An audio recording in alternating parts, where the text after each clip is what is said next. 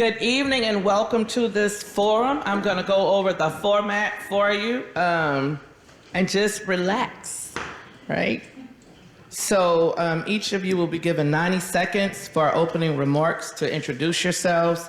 You will be asked 3 questions. All candidates will have an opportunity to answer these. Afterwards, I will select from the container and ask the candidate in order of your seating. And so that you can address as many questions as possible, you will be given 90 seconds to answer each question, and then you will have 2 90-second rebuttals. So is everybody okay with that? I'm going to ask that everyone would turn their cell phones on silent, and the PAC leadership has screened all questions to make sure that these questions are applicable to all candidates. They are not personal in nature and are addressed to subjects relevant to this forum. And we're just going to ask that you all would do the same to respect each other when you are answering the questions. And so with that said, we are going to start. And the timer is to my right, Ms. Lasima. You need this one? All right. And so the yellow means you have 15 seconds left. Red means stop. We're going to start with Ms. Connie Berg. In the north, Bayou Terrebonne is overcome by vegetative growth and debris. Will you make dredging the bayou a priority? And what are your plans to improve this waterway? Oh yes, that's one of my favorites. Definitely. I am definitely first thing I want that bayou dredged. It's under contract right now to be dredged. Yeah, if you could use your mic. Okay, thank you. Can y'all hear it? It's better? Okay. I have a big mouth, so sometimes it just carries.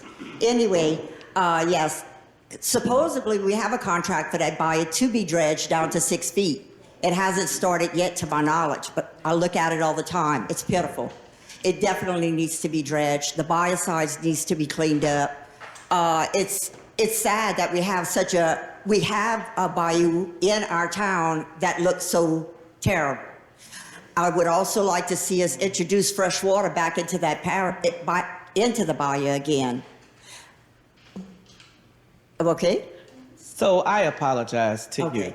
I did not allow you to introduce yourself, so I apologize. Okay, you want to start over? Start over and go ahead with your introduction. I can get it. Go ahead. 90 seconds to Okay. introduce. Hi, I'm Connie Bird. I'm retired from the U.S. Postal Service, and my husband and I also own Glavis's Auto Repair and Conoco. We're both retired. We're no longer working, but we have little things that we piddle around with. We like to go around the parish and clean up. So we've been working on that.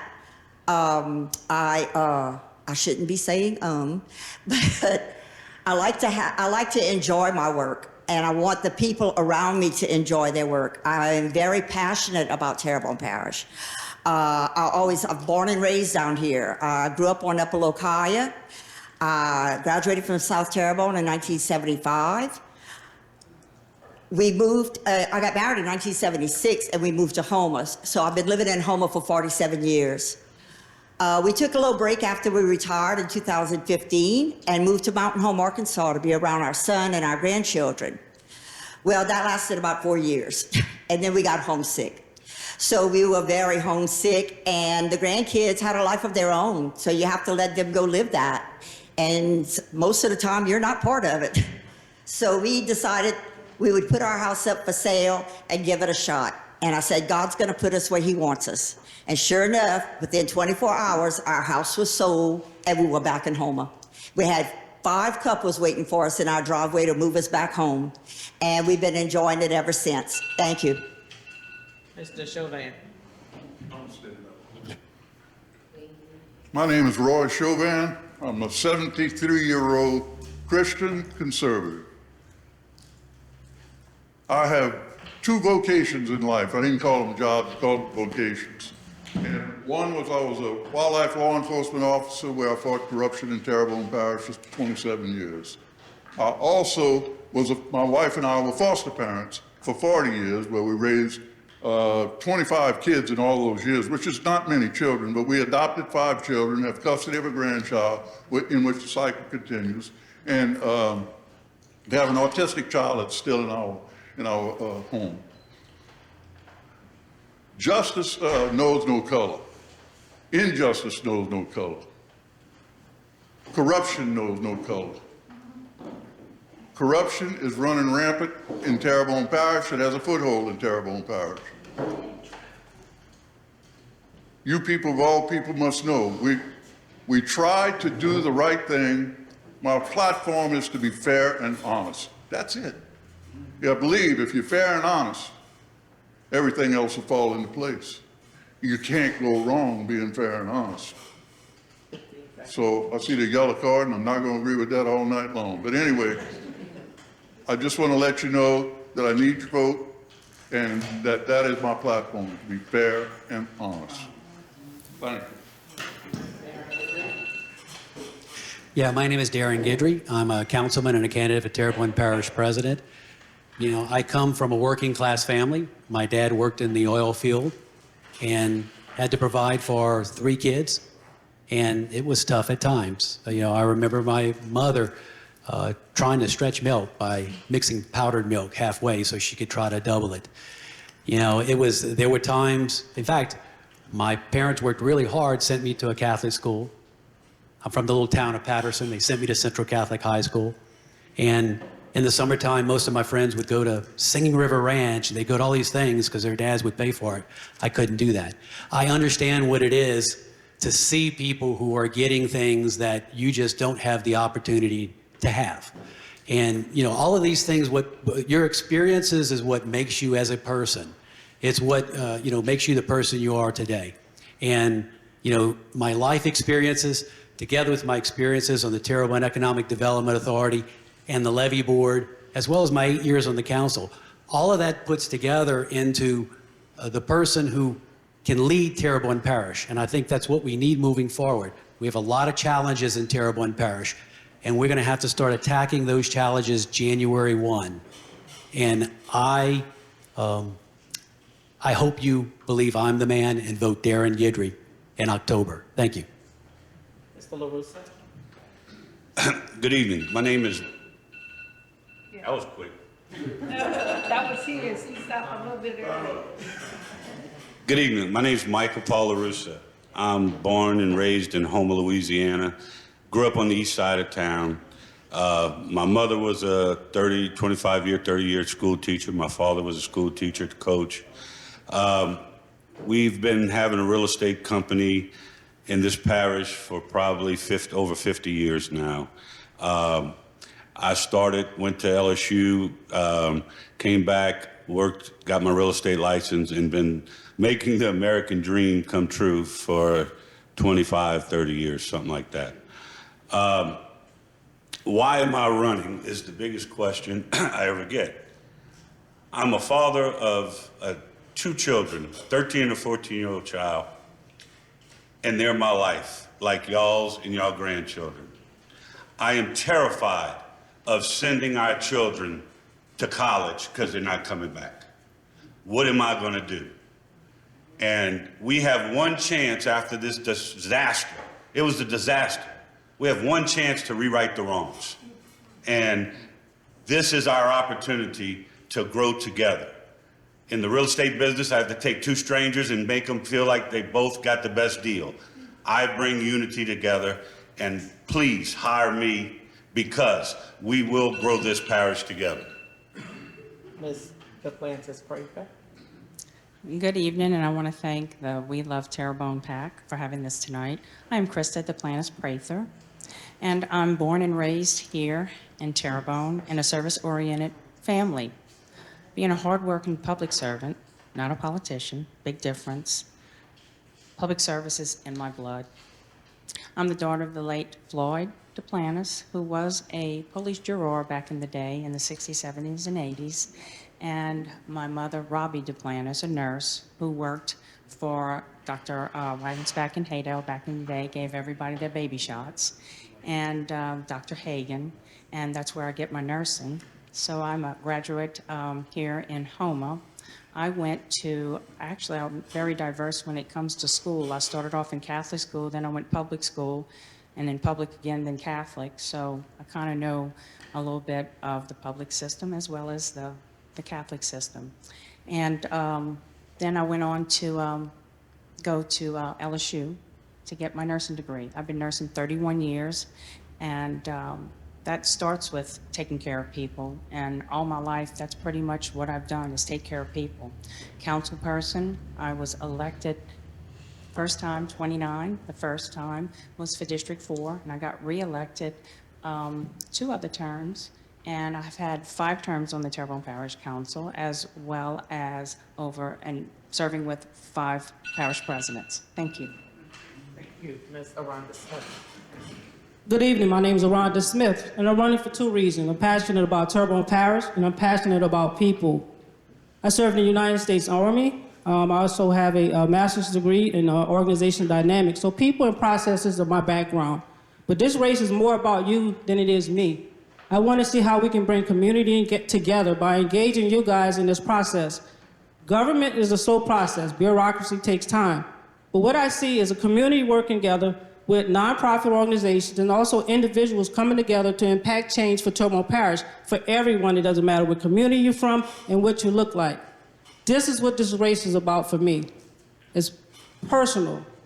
I lived away for 20 years, and I decided to return back to Houma, Louisiana 3 years ago. So it was intentional. I came back here intentional. I didn't come home for no other reason. Wasn't forced to return home, or I had other places to go. But Houma, Louisiana is in my blood. Terrebonne Parish is in my blood. I'm a Bayou girl at heart. Doesn't matter where I've been in my life. I've always been proud to say that I'm from Houma, Louisiana, and Terrebonne Parish. So this is what this race is about for me. Bringing all voices together and creating a Terrebonne Parish that can thrive for everyone. Thank you. Mr. Jason Basham. My name is Jason Badron. If you can imagine, traffic stopped me from getting here on time. There's one lane from Kmart to the mall. And that's what happens when we wait on the state to fix stuff. And it's time for that to change. And it's, I hear all these issues that are so important now. For the last 25 years, as I've created the different businesses that I've had and run, and had trouble finding people, had trouble trying to be successful, whether it was the government trying to stop us from doing something, or trying to open up a building and dealing with getting the permit, or trying to do anything that we as citizens should better do without being messed up. Thank you. All right, there you go. So, and I think I got a loud enough voice, I really don't need it, but I'll use it. Just all the struggles that I've seen we've had in our parish over the last 20 years. When I started my IT company in Morgan City in 2003, I said, if Terrebonne don't watch it, it's going to be the next Morgan City in the next 20 years. And here we are, 20 years later.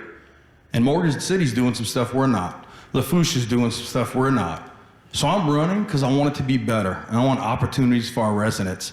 And I've kind of given up on having anybody else do what they say they were going to do and fight what they say they're going to fight for, because I felt like it's time for different perspectives and strategic thinking. Thank you.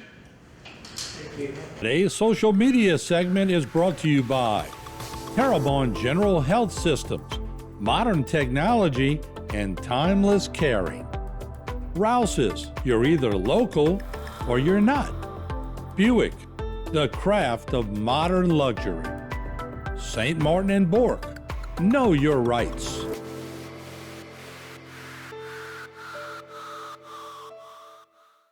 So, Mr. Basham, before you came in, I actually started. So each candidate is going to have three questions that I'm going to ask. After each of these questions, I'm going to pull in order of your seating.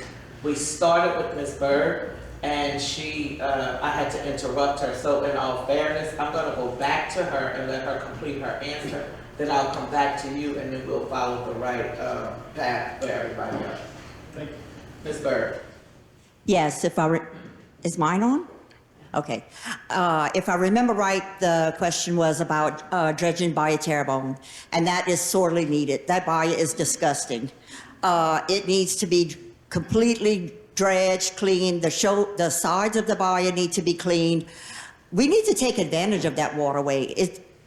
We're fortunate enough to have a bayou going through our community, but it's horrible.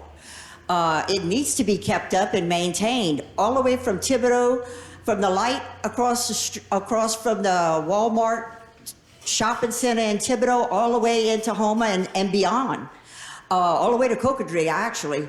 I can remember back in the days when they would dredge that bayou on a regular basis because it was still being used on a regular basis. But since they've gotten away from that and had the intercoastal and other bayous, they've gotten away from Bayou Terrebonne. And of course, once they took Bayou Lafourche out of Bayou Terrebonne, there's no flow. It becomes a drainage ditch. That's all it is. From Thibodeau pretty much up to Gray Shriver, it's a drainage ditch. And there's no flow. That needs to come to an end. We have got to figure out a way to get fresh water into Bayou Terrebonne.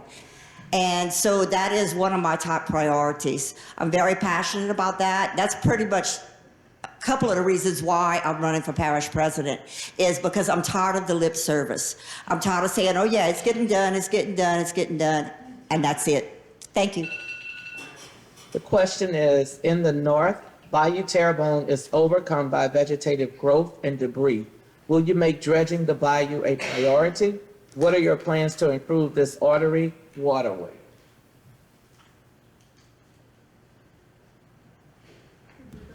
So, for those that may not know, Bayou Lafourche was stopped for a period of time due to a train bridge, due to some culverts that put in place. And so they, in the process of replacing the pump station in Bayou Lafourche, where it connects to Donaldsonville to the Mississippi River. Once that gets more flow, that'll allow for the opportunity for more flow into Terrebonne Parish, into Bayou Terrebonne.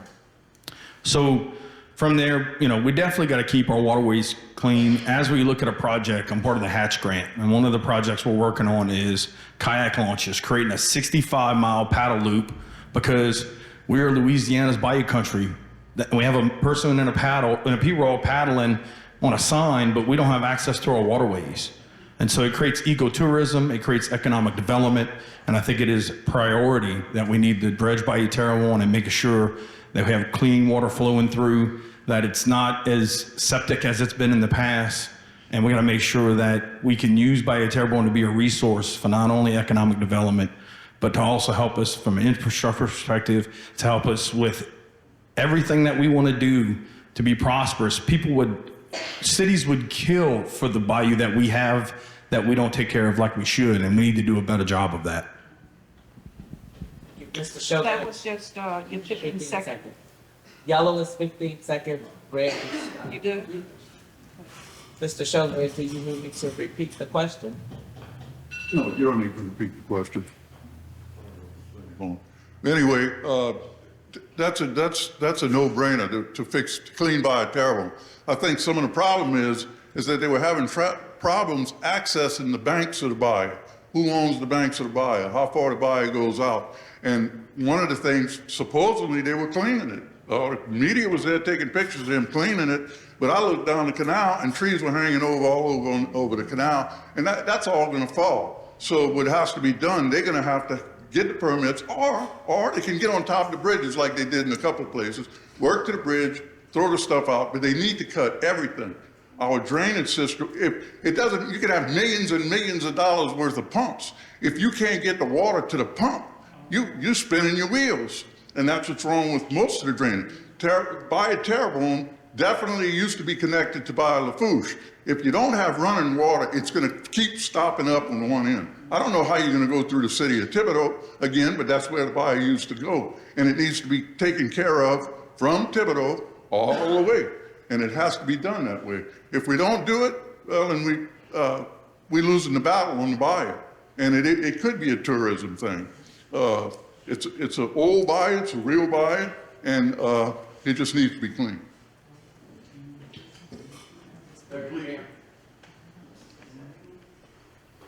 Remember, you have 15 seconds left. You don't have to stop it. Yeah. Well, it should have been done a long time ago. Little Bayou Black along 311 was dredged 4 years before I came in the office 8 years ago. Now, why was Little Bayou Black done and not Bayou Terrebonne done? I don't know. You know, there's a bunch of fancy houses with a lot of wealthy people that live along 311. I know I represent that area.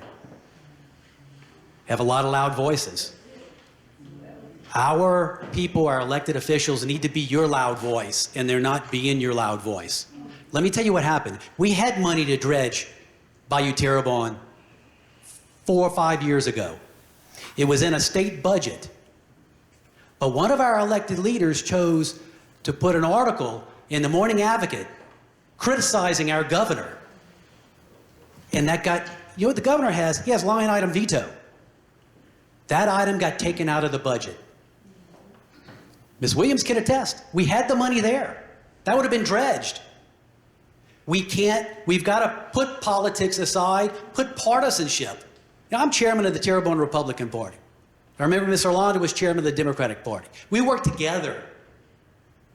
And that ditch is not a Democratic ditch, or that bayou is not a Republican bayou or a Democratic bayou. We need to work together. We need to get partisanship, politics out. That's how to get things done. It should have been done long ago.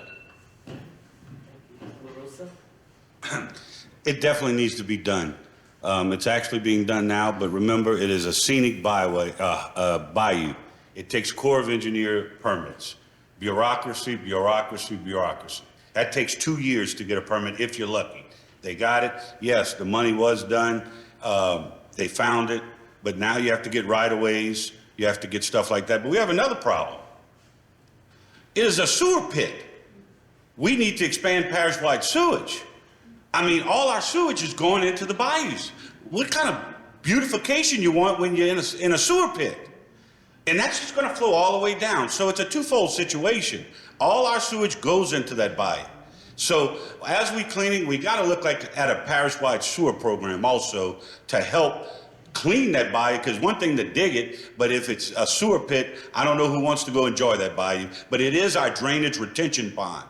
Right now, that is our retention pond for all of the highways that flow halfway in these subdivisions into that bayou. Bonanza flows into that, and it pumps down to the intercoastal. Problem is, when the intercoastal's high, water backs up, then we get a flooding issue. Plain and simple. We do need to clean it, and I think they are working on it as we speak. Thank you. As your parish president, I will make it a priority to have that Bayou Terrebonne definitely dredged and clean. And of course, I was on the council, and there was monies back in the day, and of course it was taken out. I understand that. But we got to quit the backdoor dealing. It's a money thing. We need to take care of the people. Also, when it comes to draining the Bayou Terrebonne, we have issues because Thibodaux drains into us. They need to check into having the water diverse somewhere else besides coming down to us, and that's why we have the flooding. It's not only the Bonanza pump. They had to stop the Bonanza for a short while and divert and stop some of the pumps one time because the businesses were getting flooded.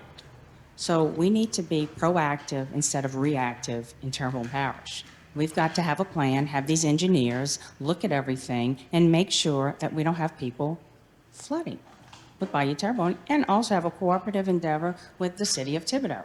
So we can see how we can divert this water in another way instead of coming to Terrebonne. So we are draining Thibodaux. They're not paying taxes, and we're flooding our people that are paying taxes. So we need to look at it, and that will definitely be a priority for me. Thank you. So when I think of bayous, right, I think about myself growing up as a young girl in Gibson, Louisiana. So I remember eating out of the bayou, swimming in the bayou, and I even got baptized on the bayou. So the bayou is a part of our culture. So it's no way around restoring our bayous here in our community. And that starts with the dredging. The dredging is important. One of the things is so the bayou can naturally flow. So it can naturally flow and move the vegetation through, because now they're starting to use these sprays for our vegetation. And then later on, we're going to find out that created the issue as well. Sometimes maybe cancer, some other illnesses and challenges for people living within our communities. But definitely dredging our bayous is one of the things that's at the top of my list for our communities. I want to see our bayous restored. I was talking to someone here in the local community, actually here in Gray, and she has a business along the bayou. So I went over and I had dinner at her business, and it was a sandbag there. So I asked the young lady, I said, hey, you still got the sandbag there from Hurricane Ida? And she said, no, ma'am. What happens is when we get a hard rain, because there's no drainage, the bayou's not drainage, she gets flooded inside of her business. So there has to be something at the top of our list when it comes to restoring our part of our culture and in our businesses, and make sure that we're not getting flooded in these areas. Thank you.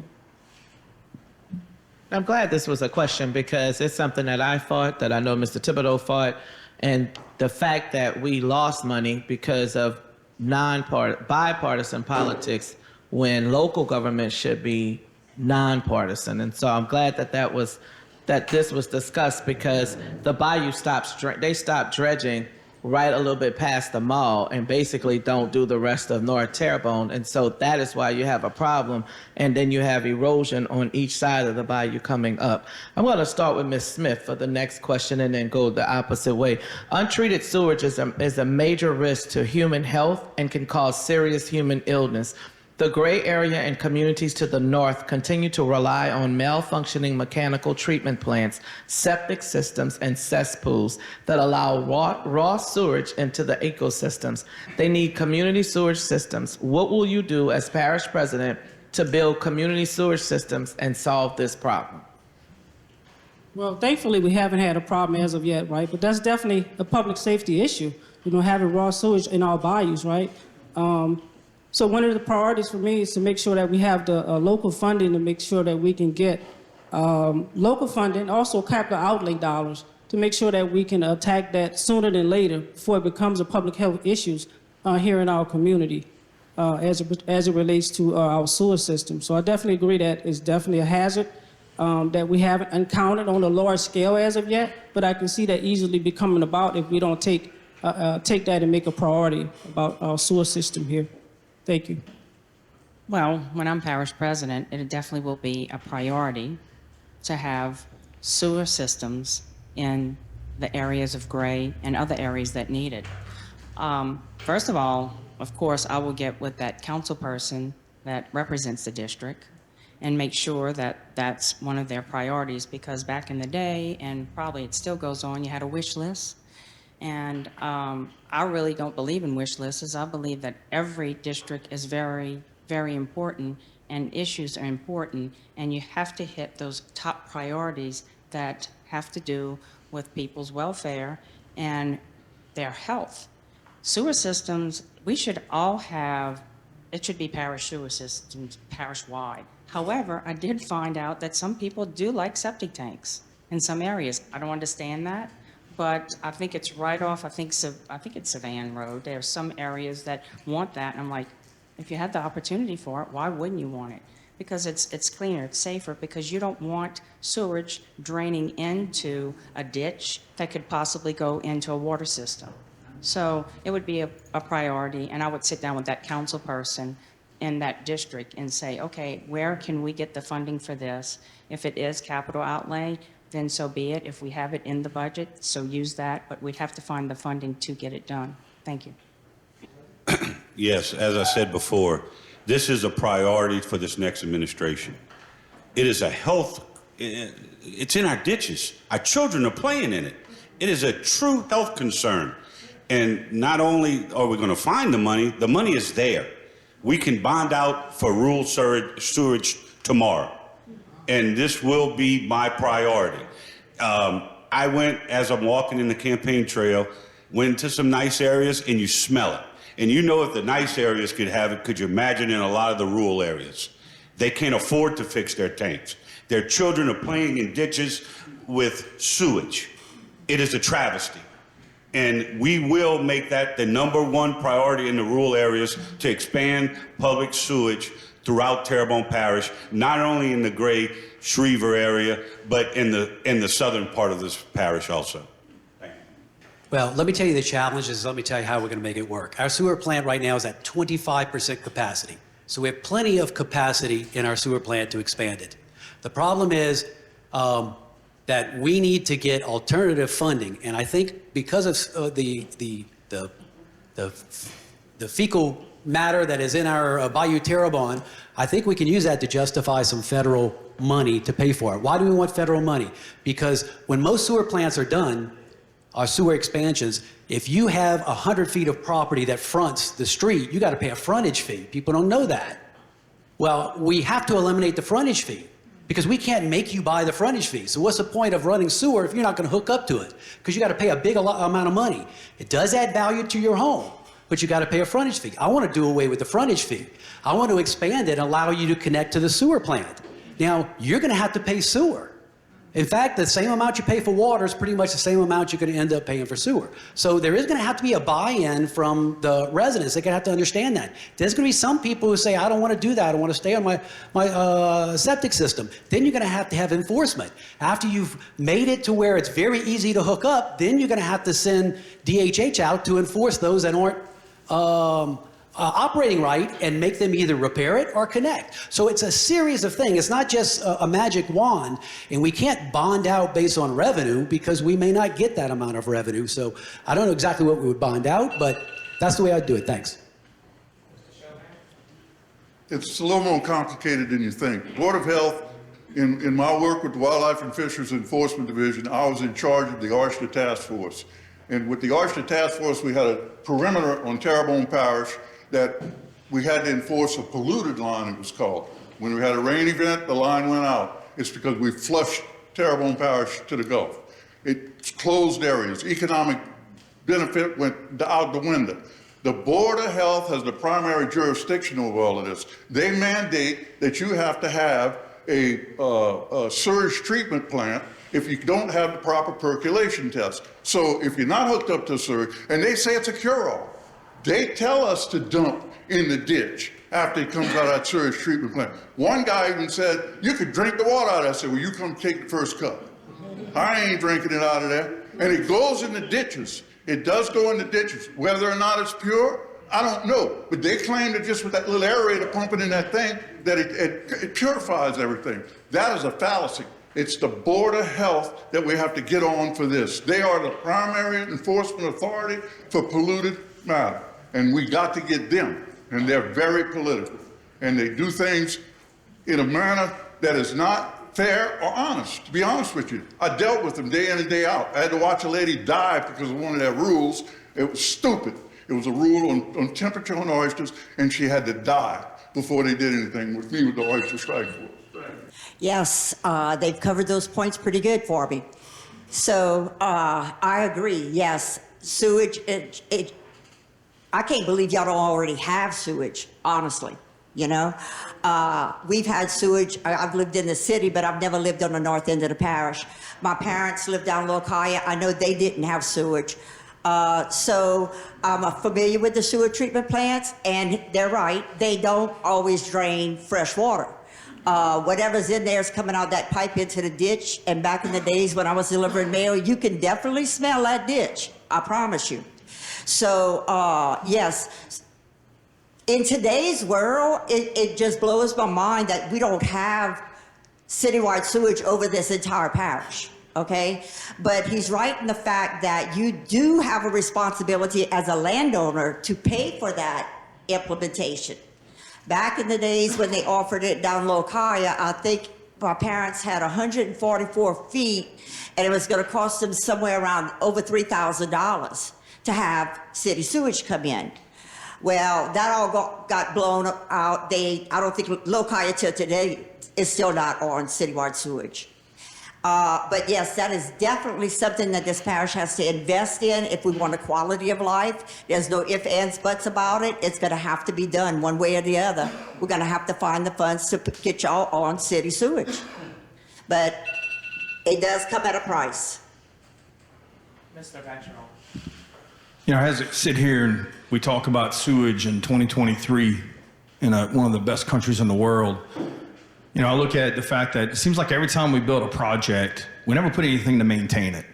And so through the conversations I've had about infrastructure and how far we are behind as a parish in infrastructure, and that's everything. That's internet, that's roads, that's sewage. It's everything that I look and say, why haven't we created a plan, a goal that says, by this time period, we're going to do this. By this time period, we're going to do this. And that way it gives transparency into everything that's going on in the parish. When I become parish president, you better go on the website and see the budget and drill down to see how much we're spending in sewage, how much we're spending in drainage, how much we're spending on everything we have going on, and lay out plans and goals for going into communities and having a community outreach department and understanding what your primary needs are and ranking those and putting them as a priority and checking those things off the list as you get them done. I feel it's way past time to be doing these things, and we should have been doing these things 20 years ago. And now we're going to do it, because now I'm going to have a plan, I'm going to be very organized, and I'm relentless to a fault. I'm going to make sure we get it done. I'm not going to take no for an answer, and I'm going to do things differently and efficiently to get it done. It's what I do every day for a living, and I help thousands of companies become more profitable, more efficient, more effective. It's time to do that in our parish and get some projects taken care of and provide opportunities and provide resources for our residents. Thank you, Mr. Bergeron. We're going to start with you for the third question. Today's social media segment is brought to you by South Louisiana Bank. It's better when we bank together. Waits and Downer, attorneys at law. Terrebonne Ford, built Ford tough.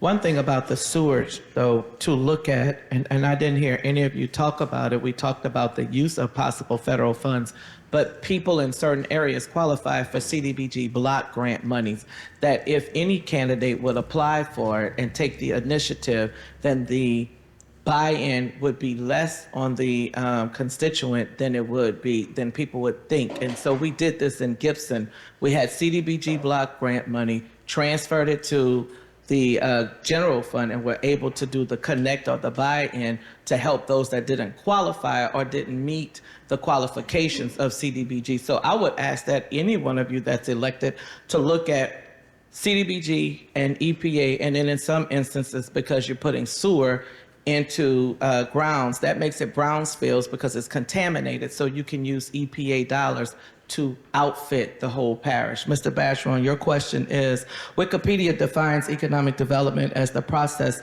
by which the economic well-being and quality of life of a nation, region, local community, or an individual are improved according to certain goals and objectives. As parish president, are you willing to establish policies and procedures and language in government contract requiring that certain percentages of total dollar amounts be designated for eligible small businesses? Yes, I do. And when I look at myself being a small business owner and the things that I've done to work with government to make things happen or to try to make something happen and not happen, we got to make sure that we're doing things for disadvantaged businesses, disadvantaged residents, and providing opportunities to everybody in the parish. I hear on a regular basis how it seems like select few always have the opportunity and select few get the contracts. And so I want to make sure that we're bidding everything, even stuff that doesn't have to be bid, like professional services.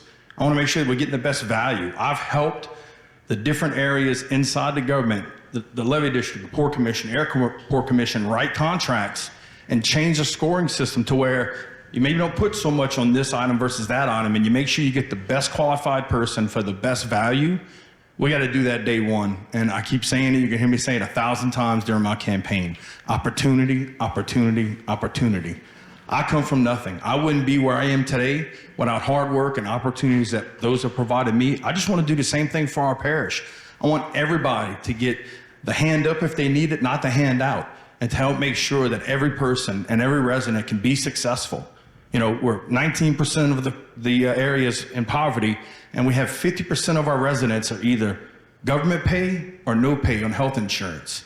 There's so many areas that we can go get money for rural opportunities, disadvantaged business, disadvantaged residents, and provide a new hope, a new day. Yes, quality of life, that's a big thing I want to address in Terrebonne Parish. When I came back home, even though we were gone 4 years, but when we came back, it was like the same old thing, just another day. And nothing had changed while we were gone. Everything was the same. Nothing was clean, everything was dirty. No, the trash wasn't picked up. So I want to make a place where people want to come to. Our population is dwindling. If we don't make a quality of life where people want to come to, they're not coming here. They have too many other choices. We have to make it where they want to come here and live here. We have a wonderful place to live, but if we don't make it desirable for other people to appreciate and enjoy, they're not coming here. So my goal is to beautify Terrebonne Parish, to make it look really nice, keep it up, maintain what we have, because it seems like everything starts good, but then it all goes down the drain within a couple of months because it's not maintained. I posted a video of a sports park in Youngsville that's up for an award coming up. And that sports park is gorgeous. Oh my God. And their population is way smaller than us. But then again, their tax revenues are higher because more people are living there. But I want our sports park to hopefully be on the same level as theirs. So thank you. Yes, economic development is something that's more complicated than everybody thinks. We got 7 politicians up here talking about economic development, and where are we when all of this is over with? Will we be still available to the people for our economic development plans if we don't win? Well, the problem with economic development starts with education. Education in this parish is terrible, and you can't have economic development if you don't have smart people. I counted 15 signs hiring people. We're hiring people, we're hiring, come apply. And we don't have anybody applying for the jobs. They're just not applying for the job. We don't have people qualified to apply for certain jobs. It requires specialized education for certain things. It requires a welding degree or a welding permit or whatever to do welding jobs and everything else. We don't have that. And economic development is the core value of everything that we have. If you don't have economic development, you stale. You just sit. You don't do anything. You dry up like a mushroom in the sun. And it's not working. It's more complicated. All these issues that we're talking about are very complicated issues, and it's very difficult to answer in 90 seconds. I'll be honest with you with that. I'll never make a decision in 90 seconds as parish president, I can promise that. But it is a difficult thing to do, and you need to, economic development is just something that everyone has to strive for all the people, and fairness in politics as well. Yeah, I served for 6 years on the Terrebonne Economic Development Authority. I did that with zero pay. You know, I was not an elected official. I did it because I wanted to invest in economic development. In fact, Mr. Clarence Williams is out here. I served with Mr. Clarence Williams on the TITA board. We actually went to Washington, D.C. on our own time to try to lobby for community development block grant money and things to help develop our economy. Now, what your question was is concerning disadvantaged businesses, what we're going to do with disadvantaged businesses. I met a gentleman after the NAACP forum who came to me. He had an idea to help protect students during school shootings. I'm not going to go into details because the patent's still pending. But I told him, I said, well, have you spoken to any investment bankers? And he's like, well, what's that? He should be able to go to our Terrebonne Economic Development Authority. They should be able to put him together with the investment bankers, the people who can take his idea, monetize it, so that way it can see reality. So what I'm going to do is I'm going to fully fund TITA. I'm also going to give it a mission, and part of its mission is going to be expand local businesses, create new businesses, right? And it's going to also be to help disadvantaged businesses. You know, be that disadvantaged as far as owners, or it may be somebody who wants to invest in a disadvantaged community. You know, all of those kind of achieve the same purpose. So yes, we are going to have a mission, but we're going to do it through the Terrebonne Economic Development Authority because it needs to happen. That gentleman should have known where he had to go, or where he needed to go, and I'll make sure he does. Thanks. Small business is the heartbeat of a community. My real estate business, we've dealt with hotels, apartments, oil companies, and we brought them in spite government. This is time, in this change of government, we have to work with our locals. You're not bringing in Microsoft or anybody from California to Houma, Louisiana. They're not coming. And if we do, we're throwing stupid money at them and against our own people next door to us. We will task government to work with every business in town and say, how can I work for you? How can I help you grow? You chose Houma, Louisiana. Let's expand your business. That is a big core. Government has never done that. We've grown spite government. Now, talking about contracts and all with the small businesses, I believe we should give, you just can't give businesses scoring, you gotta go through points when you bid. I believe in giving extra points for minority-owned businesses and veteran-owned businesses. I believe in that. I think it needs to be done. However, you gotta have the qualifications. You gotta be able to get bonded. You gotta have to have the insurance. You gotta go through all these steps. The problem is, we're not teaching the people how to get those steps. We need government to help them get on their feet. And I will, under this administration, help everyone get a good job and try to help them out. Thank you. For too long, our government has served only those with influence. Think about that. Who you knew controlled your access to resources. I want us to return to our roots.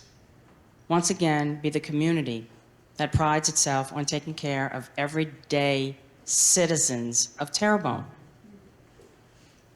That's what we need to do, because there's a selected few that are being taken care of here today. I know, I've been living here all my life, and I'm mad too, Terrebonne, and that's why I'm running for parish president. Everybody needs the opportunity to have a business in Terrebonne, from the disadvantaged to the low income, and also, no one has talked about the TITA board. We need to have good representation on the TITA board with disadvantaged businesses. Select people that are on that board that are going to help and listen and look and see how they can help. Because we need to help people get on their feet. The small businesses, and then they turn into a bigger business, and what else? You never know what they can be. So you are the source of our power, and you should be the recipients of it too. Because for too long, y'all haven't had a voice in Terrebonne Parish. So we need to have that voice. So that's what I'm gonna do when I'm parish president. I'm gonna listen. So small businesses are the background of our nation. There's our very backbone of our nation. So what I would say is a business consultant. So that's what I do in my day-to-day business, help people build businesses. But I've never worked with one client that I didn't stop to ask them their why. I want to know, why do you want to start a business? What is it that makes you want to go out and start a business? Because a lot of times you have these great ideas and kind of ideate and you throw them around and your family wants to support your business and you get feedback from a friend. But being in business for yourself is challenging at times. It's rewarding, but it's challenging. So one of the things that I would ask that TITA, for example, do a more personalized approach. When people go to TITA, what happens, they get usually a business plan. They'll give them a template and they ask them to go ahead and fill out the template. If you don't have that background, that's not that easy to do. And that's not setting you up to be successful as a business owner. So we got to pump our brakes a little bit. First, let's start by working with the person. Find out why they want to start a business so we can make sure they are successful. And then after that, we need to give them the tools to run a successful business. I hear business plan used a lot. My approach is business model. It's called a business model canvas. So it's more of a bird's eye view of what a business looks like. So I just think we need to just pump our brakes a little bit, work with the individual, find out why they want to start a business, and make sure they have all the tools to be successful business owners here in our community. There's some great ideas out here, and I just want to make sure people are able to run some viable business in our community. Thank you all. Now we're going to go to the poll questions, but just one thing to consider as parish president candidate, we asked if there was a percentage, and so one thing would be to create a mentor protege program that would allow big businesses to adopt these smaller businesses, and then you would give points on your contracts, which would be working with the parish council to give points to that larger business if they have 15 to 20% of a smaller disadvantaged business, being African-American owned, be it a veteran or a woman owned. So define the word minority and then define the percentages by working two businesses together grows the economy here in Terrebonne Parish. First question goes to, and I'm gonna start in the middle with Mr. Guidry, and then I'm gonna come down and go around, all right? First question, too many of Terrebonne Parish roads, bridges, ditches are in poor condition. What would you do to change these conditions? And before you start, remember, y'all each get different questions 1 90-second answer, but 2 90-second rebuttals. We have to work very closely together with our state legislators and our capital outlay project. We have, as a parish, we have been stressing pumps and drainage for the last 8 years. And we've gotten a lot of capital outlay for our pumps and drainage. And I'm not taking away from that because I was very supportive of that. That's one of the reasons I ran. But now that we have got that baseline there, we need to shift gears. I talked to a lot of the people at our Police Jury Association conferences, police jurors and councilmen from other parishes, and they say, man, y'all getting y'all unfair share of pumps and drainage money. Y'all getting all that money from the state. I say, whoa, wait. Have you seen our roads? There's always a trade-off. So what we're going to do is we're going to shift gears, and we're going to go for capital outlay to repair our roads.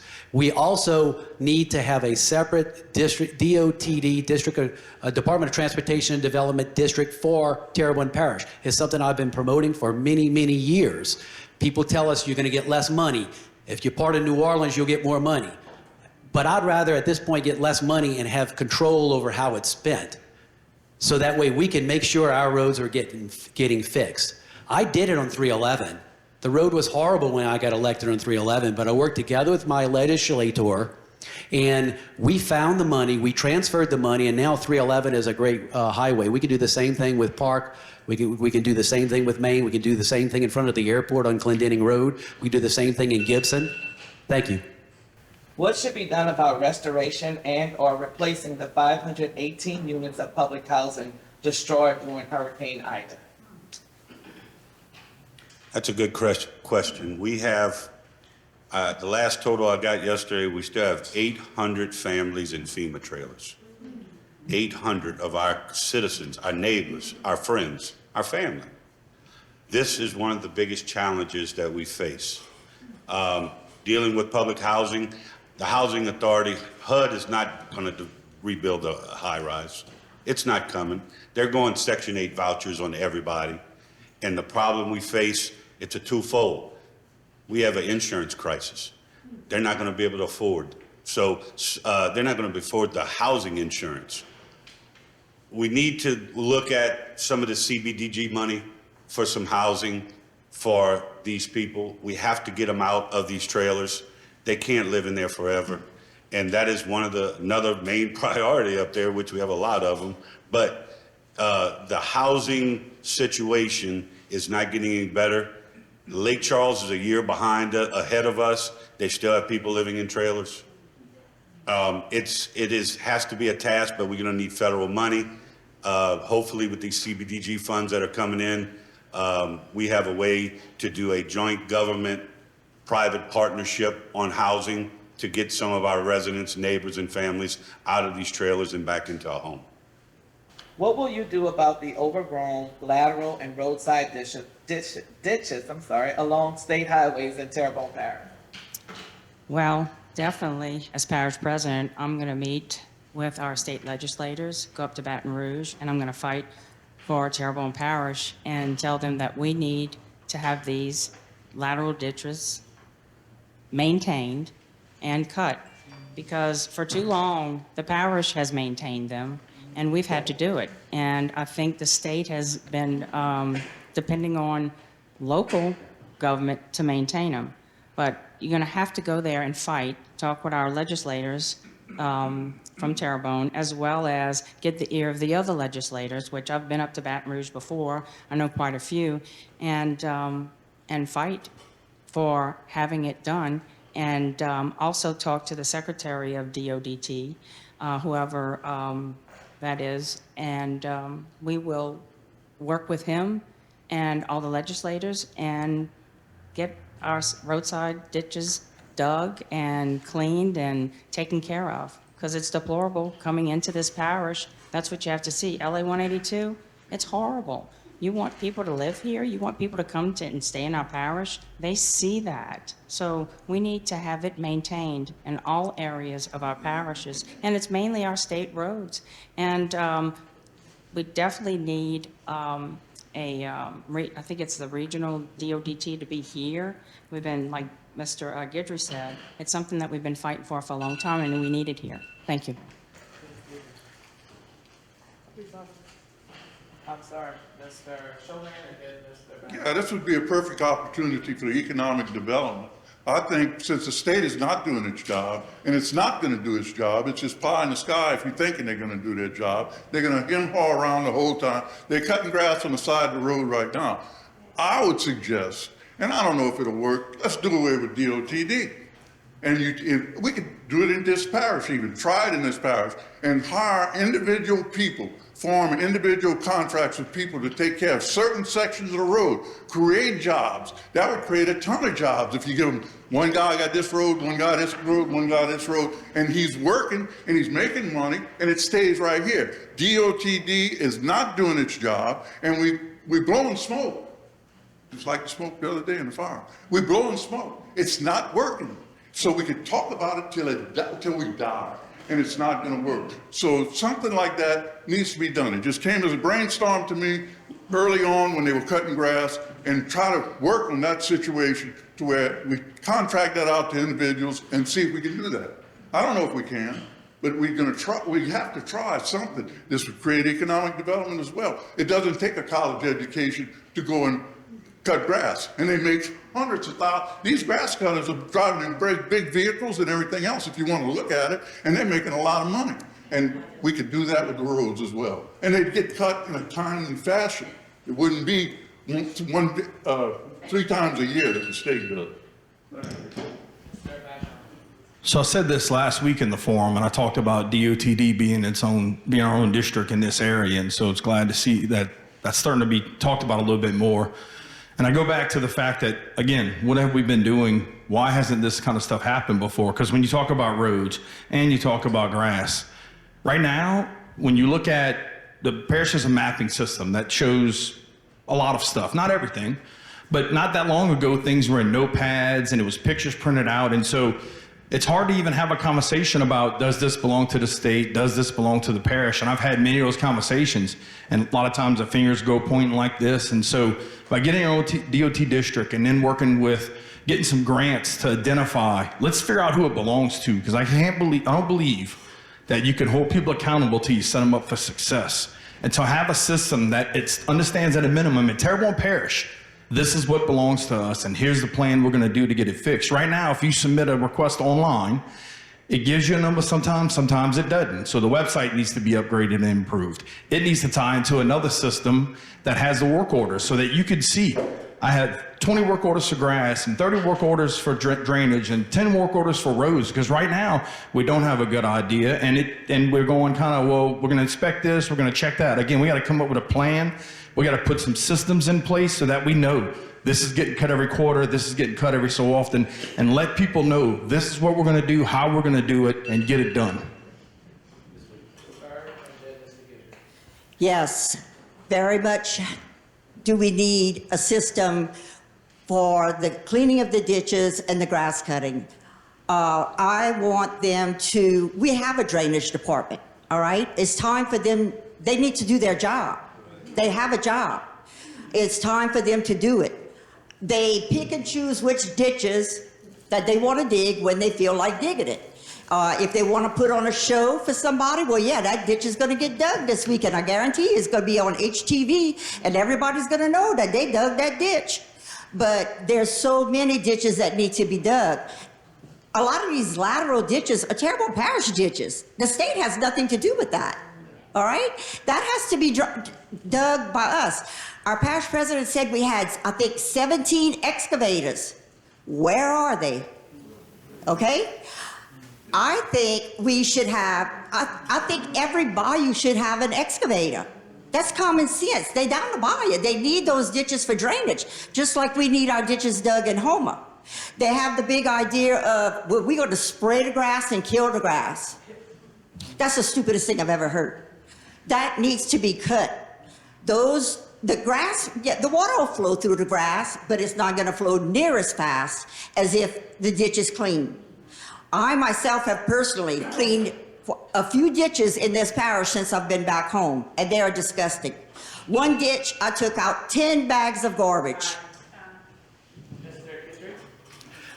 Yeah, of course, we're going to plan our work and work our plan. You know, we're going to have a plan to clean the ditches from one end to the other, and then we're going to start back at the beginning, and we're going to keep the consistent plan without diverting from it. It's the most economical way to do it, and we're going to make it happen. But roadside ditches, when I'm talking about state highways, have you ever seen the state digging out a ditch on the side of the highway? Believe it or not, they don't. And parish officials are saying, oh, it's state. But guess what? DOTD says we don't do that unless water is going on the road. Then we'll dig the ditches. Other than that, it's drainage on you, parish. And so the parish just says it's the state, so we don't have to take responsibility for it. I've got a lot of roads in my council district that are state highways that need to be dug that I can't get the parish to dig. Now, it's very expensive to do it, but you know, how many years has it been without being dug? Let's do it once. At least go through the whole system alongside the roads of 182 and some of these main highways, and let's dig out the ditches. 311 is the same way. Look at the culverts. You may have a 2-foot culvert that only has 2 inches showing because everything else is full of dirt. So we're going to have to do that as a parish. We're going to have to find that in our budget because it's not the state's responsibility. They say that's drainage. Unless the water is going on the road, we're not going to do that. But we're going to do it under a Darren Guidry administration. Thank you. Ms., any other vote? Ms. Smith, do you have plans to reorganize Terrebonne Parish? Do I have a plan to reorganize government? No. I think what my plan is to go into government and assess what we currently have in administration and see how well we're doing, first of all. Each person that works for government represents a family member, you know, a family, someone in our community. So I wouldn't want to go right into administration and immediately start eliminating people's position in our government. But one thing that's important to me, to make sure to do a careful assessment to see where we are and where we need to go. So if people need to be properly trained, we'll make sure they're properly trained. And if someone is unfortunately not trainable, then we can look at some other options in terms of what their position may look like working for Terrebonne Parish government. I want a strong team, because the military part of me is very tactical. I'm boots on the ground. So I want to be able to utilize that as a leader, your new parish president. I want to be able not to only get out now and knock on your doors and walk. I want to continue to do that once I'm elected parish president. So to be able to do that, I have to make sure that we have a strong team that's qualified to do the work. Thank you. Thank you. Today's social media segment is brought to you by Alford and Associates for all of your insurance needs.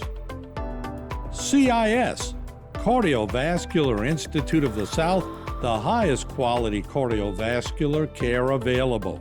Barker Honda, the Barker family tradition of quality.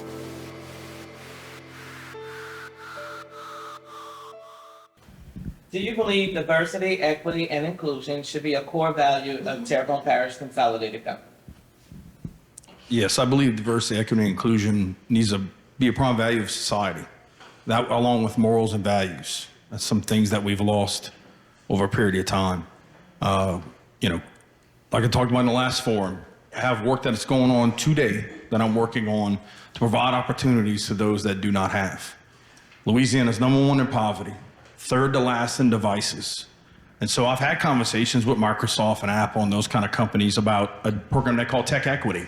And Tech Equity is providing the resources to those that do not have. And so we've worked together. This is going to be the 2nd year that we do laptops with everybody's favorite twins and give laptops to foster children.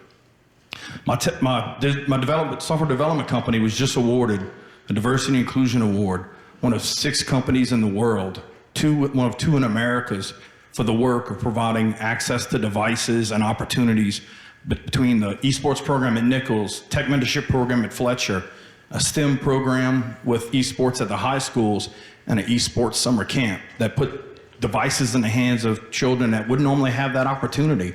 Technology tears down walls and breaks barriers. And so by doing things, you know, when you look at doing something, try to figure out who you're excluding and make sure that everybody is included. Can I? Mr. Plantis Prather, 9 seconds. Yes, diversity and inclusion, therefore, 4 divergent types: internal, external, organizational, and world view. As parish president, I was thinking long and hard at this And I would consider developing a diversity officer and a team of leaders that would represent the entire community of Terrebonne Parish. This means this team would support the needs of every cultural group to represent key interests across the entire parish. And this would include all groups of people, because we need in Terrebonne to have diversity to where everyone is represented. And I think in the government we fail. We don't have that, and I think we need a diversity officer. I know in my workplace at Auctioner, we have it, and they strive that everyone is represented. And also there in case there's an issue or a problem, and you can go talk to someone. Because we don't have that. We really don't, and we need to, because we are very unique down here, and every culture is unique. So we need to see what we can do as a government to be there, to listen, and make sure everybody's represented well. Thank you. So I just want to add that we can't really honestly sit in this room and pretend there's not unconscious biases, prejudice, and racism, just like it's in our communities, in our workplaces.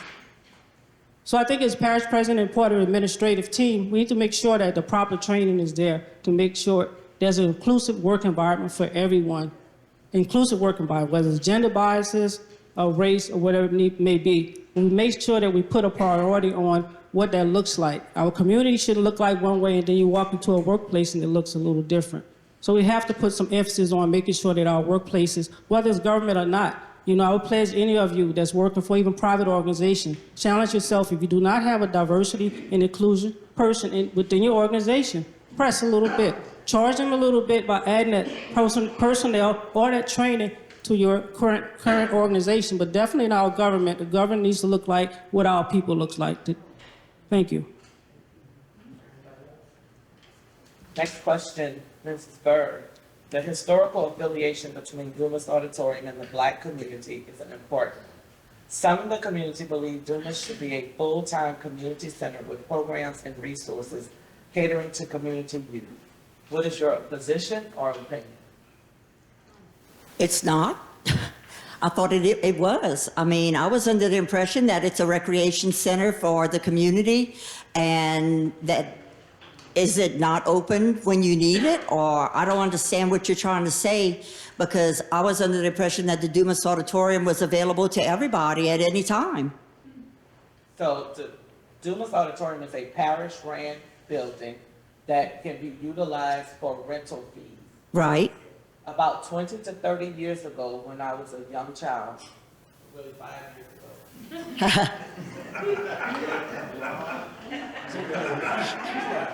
we used to have activities at Dumas sponsored by Mrs. Betty Willis and the rest, and it was open to us as children to go in. That is not the same. It's not available now? It's not in the library. That it used to be a library where African American history was taught. But now that library is an office. So we're asking here today, what would your position be to making that back into the community? Well, first of all, I'd have to find out what happened to the funding for it, because everything ties back to funding. I don't care what you do or how you do it, it always goes back to funding. And we need to find out where that funding went, because obviously if they were doing it before, they had money for it. So to reinstate it, to make it go back to that, we should take whatever it takes to get it back to where it is. Because that's a very important center. And like I said, I had no idea that it wasn't being taken care of properly to begin with. It should have always been funded and taken care of. I don't know why they stopped that. That's it. Any rebuttal? Back, I think Dr. Williams put on a program one time, and I learned about the history of Dumas grounds. It was very interesting. It was eye-opening.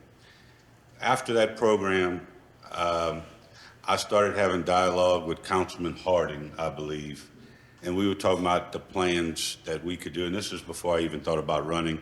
We were just trying to figure out how we could do to bring it back to where you were talking about, Dr. Williams. First thing I think we need to do from government, and we'll find the money, we got to make a parking lot in there. Get the cars off of the roads, get the cars out the medians, and make it a true community center. Put some money into the building. Yes, the parish does run it. We do have cheap rent over there, so it is affordable, but it is a community center. And Councilman Harding has already met with an engineering firm to design a master plan for the grounds. And I was talking with him in the past about it. And all we have to do is take that master plan, tweak it, and fund it. But you have my full support if elected to bring Dumas back and make it bigger, better, because it is such a historical site for Terrebonne Parish. So I just want to share that. I don't want to bring Dumas back. I want to bring it forward. The goal is to bring it forward. So we need to move it forward by, one of the initiatives that I see is with a nonprofit. We talked about that a little earlier in my introduction, I believe, is to get nonprofits to operate that center so we can get the funding. There's always going to be funding that nonprofits can tap into that the government can't. So this will be one of those opportunities where we can use a nonprofit to run Dumas. My goal is to see community centers within other communities as well, but I know the question is related to Dumas specifically. So we can have after-school programs there, so we can have tutoring at Dumas Auditorium, robotics, programming, and things of that nature. Also, books. You know, we can have times where kids can come in and we can have some of our elderly tell stories. Storytelling is important to keep our community alive. You know, I enjoy listening to the stories of our elderly, so I would want to bring it back. I just want to bring it forward. And then maybe use the conservation historic funds because it is a historic landmark, to grow it and to fund it, to bring it back into the economy. Mr. Chauvin, how do you feel about transportation options currently available in our parish? Can all of our residents affordably get where they need to go? I have no clue. I'm so glad it's not a grass question again. But I have no clue if the transit system is going throughout the parish or not. I see the buses everywhere. I see them even in Thibodeau. I see them at the hospitals. I see them at the hospital in Thibodeau. I see them at everywhere you go. So I'm not quite sure, you know, if that's a tremendous problem. I don't understand some of these questions that we get for 90 seconds. You know, it's very difficult. It's very difficult to answer that if you don't know anything about it. And I don't know anything about the transit system. And I think it probably is more important than grass, and I'm sure you're getting bored with all grass questions. But I am for sure. It's so there's no way I can intelligently address the transit system without being parish president and looking at it and seeing if you can improve it. These are questions that you're not transparent. They're very difficult to answer if you know nothing. And I'm not going to stand up here and shoot you a line and say, oh, yeah, I know this, and I know that. I know what's going on. I don't know what's going on with the transit system. That's all I got to say. I had one on the previous question with Dumas. Is that, or is there all rebuttals used for each question already? No, it's up to you. You know you have two, so this will be your second one. Yes. Okay. So I believe you can't know where you're going until you know where you've been. And as I travel throughout the parish, and as I've traveled throughout the parish post-Ida before, it seems like we've lost a lot of what we call community. And I kind of think it's kind of way past time that we have community centers in each area of our parish. And so when I look at Dumas and that being a community center, having a community center out here, there's so many things that I saw the community struggle after Ida because there wasn't a central place to work things out of or to run supplies out of that people knew that was protected to Category 5 standards. Because I know when we were doing supplies, we were doing them out of fire stations that had the roofs tore off. And so we need to make sure there's an opportunity with churches and the fire stations to create a central place. And then kind of coming back around to Dumas that says, you know, when I talk about community outreach department and having one person assigned for each council district out there that you can reach out to, that's going to go into these communities and understand the important issues and see what we got to do to bring resources to the communities, we need to bring it to a place. And that place needs to be a community center. And we need to make sure that's a priority in our parish moving forward, because without having these community centers, I think that's one of the things that are contributing to our communities dying. This question is for you, Mr. Bergeron. Where are your favorite places to spend time in Terrebonne Parish? As long as I'm with my family, anywhere. You know, as I'm going through this process and I had a calling to run, I did it for them. And the fact that I have a daughter that's talking about not coming home from college, a son that wants to move away, any time that I could be with them and the time that I could spend with them is important, and wherever that can be. But I tell you, throughout this parish, there's a lot of beautiful places. There's a lot of great places to hang out. And, you know, when I look and work through different organizations and different programs that I've created or helped maintain, I go back to the opportunities. You know, there's an opportunity. We're a beautiful place. There's an opportunity to make it even better.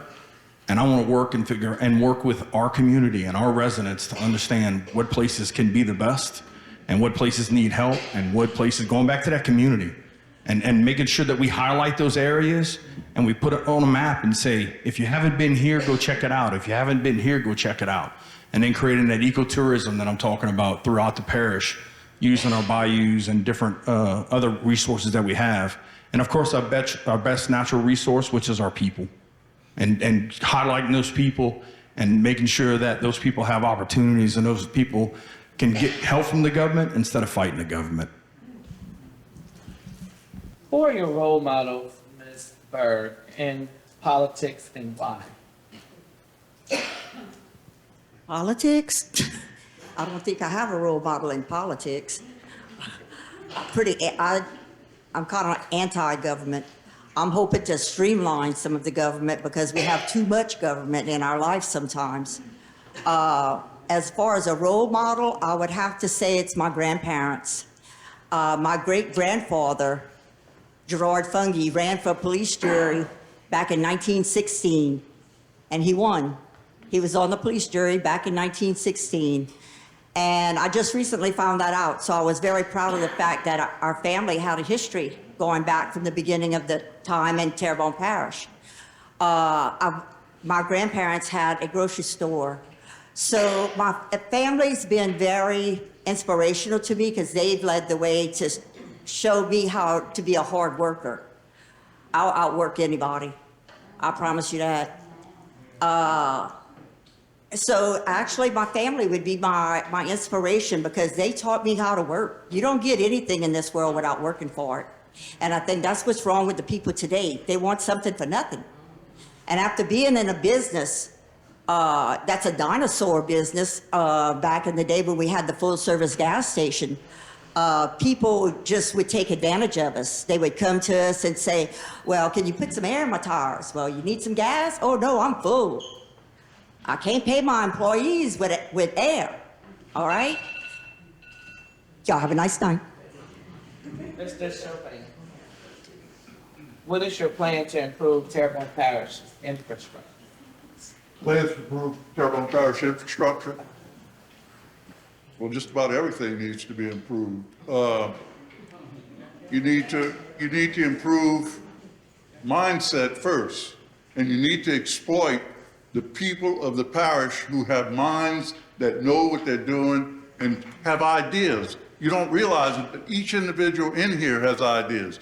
You see how few people we have in here? We should be flooded with people in here answering questions. They should be in here by the thousands. They should be outside the doors. These are important issues, and infrastructure is everything. It is baseball fields, it is high schools, which is terrible right now. They don't have any schools. The schools are being not built. They have 2 schools at South Terrebonne right now. We don't even talk about that. I'm so sick of talking about grass lately, but I'm not even going to talk about the grass. The roads need to be rebuilt for sure. There's a lot of roads, but we have issues with the roads, and it's a fight. It's a constant fight. Who this for? Who's that for? Who suffers with that? We do. Our tax dollars are not being used in the right ways, and it's not a complicated system. You know who makes it complicated? The politicians make it complicated. They complicate everything that we do, and they don't give us what we deserve, and we deserve more all the time. Your money is not being spent where it's supposed to be spent, and I wish I had more time. Mr. Guidry, how do you plan to involve residents in the decision-making process in our parish? Well, I think some of the past parish presidents have done town hall meetings. I think they are good. I think there's a good way to reach out to the people. Meetings just like this, having a town hall meeting, especially when there's a particular interest of concern to the community. We also need to broaden that through technology. I think there's a lot of people who would attend a Zoom town hall type meeting at their homes too, and that might not be able to make it out. Also, maybe some people who are handicapped. So I think we need to do town hall meetings within the communities, but at the same time, we also need to put those on Zoom. But what I like to do is, I like to walk. I like to go to the neighborhoods. I've been walking now for 13 weeks trying to go down every street to talk to you guys and to see what the issues are. I still have about 3 or 4 more weeks left to go. But that's the way you really learn. So if people call me with an issue as parish president, rather than telling them to come to my office, I may very well go out to your house to see firsthand what that issue is and talk to your neighbors. I want to be responsive and I want to be accessible. There's no reason you should come to me. I should go to you. And that's kind of what I want to do. That's the only way to really know the issues in our area, and I plan to do that as parish president. Thank you. Mr. LaRussa, will you make it clear to employees what channels and resources are available to support them and to report racial inequities? I think all our department heads need to have a certain training to understand the issues of handling our employees. I will put full force support and resources to train our department heads and employees to include everyone and handle all these situations and address everyone's concerns that are important. This is a big parish. We have a lot of employees, and there is a chain of command, and it starts at the top. And one reason is to make sure your department heads understand the laws. And one thing about that is, government needs some compassion. One thing I was talking about, it kind of off of your topic, but some of the people that work and deal with the public on a general basis, they need a customer service class. You call, you're aggravated. When you talk to them, you're more aggravated than they hung up. So, I think it's just a mindset of training, positive, and having the right things in place to, when a person has a complaint, their voice is heard and it's addressed. Mr. Chauvin, this is your last one. I wouldn't be the kind of parish president that would micromanage, but today I was driving on the side of the road and I saw a parish truck with the guy sleeping in the truck. Also, 2 days ago on Bull Run Road, I watched one of our excavators, our new excavators, those $150,000, $200,000 excavators, digging a ditch. And I'm not joking, I'll show you take a picture. There was a dump truck in the front, dump truck in the back. He was digging the ditch, and it was this wide. I'm not joking, it was this wide. And then he was putting the dirt in the people's yard, not in the dump truck, and they all sat there, and it was such a slow process. This is what's wrong. It's so wasteful. We spending money out the wazoo, and it's wasteful. We can't afford to have that kind of waste. If a man doesn't want to get up and go to work in the morning, stay home. He should stay home and not take our money. He shouldn't come to work if he's going to sleep in the truck. I watched an excavator in my subdivision. I watched a guy on a cell phone for 4 hours before he dug his first dig in the ditch with a 3-foot bucket. That is wasteful. Partner, I can tell you all what, I'm so passionate about that. If I would catch one like that, he'd be gone immediately. He would be walking home. All right, Minister Francis Prather, should individuals not on probation or parole desiring to be Terrebonne Parish recreation volunteer coaches having non-violent, non-domestic criminal records older than 10 years be allowed to coach? That's a difficult one, but yet easy. People do have the opportunity to change and get better. However, we have to be very careful in this department, and because when you're recreating children, you want to make sure they're safe. So I would definitely, as a parish president, have to look at, I guess, a way of making sure that this individual went through, I guess, special training and has been able to, I guess, be able to recreate and do the job and it be safe for our children, because safety is the key. And once you're going to have some that don't want, because they're saying, oh, well, they did such and such, and I don't want them around my child. However, then you have the other side that says, well, they've gotten better and they need that second chance. So it would definitely be an evaluation to see whether or not they can recreate and it's on a safety. I think it's a little bit more complicated because it would have to be a process and see how we could give them that second chance, or depending on how bad, I guess, the situation was. Thank you. If you received $1 million grant to use for Terrebonne Parish any way you wanted, what would you do with it and why? Probably just give it to everybody in the room for showing up, so everybody gets some. You get $1 million, well, you get some, you get some, and you get some.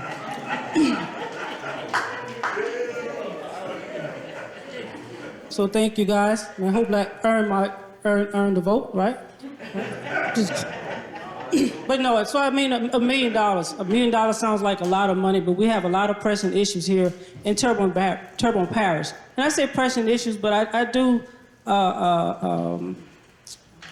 operate from an ideology called appreciative inquiry. So I try to look at the positive first.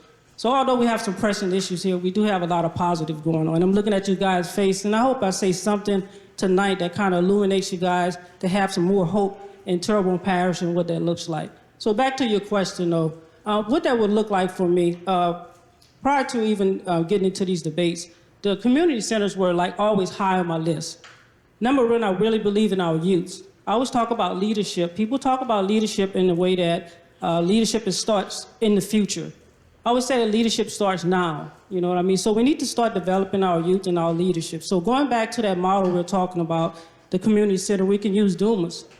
To get to build out a model there at Dumas for starters, and use those funds so we can have those tools that we need for our kids in our community. Community people like pride. They pride in their community. So I want to make sure that that money is used for community centers throughout Terrebonne Parish, and we just build out the specific models and what it looks like. Today's social media segment is brought to you by Terrebonne General Health Systems, modern technology, and timeless caring. Rouse's, you're either local or you're not. Buick, the craft of modern luxury. St. Martin and Bork, know your rights.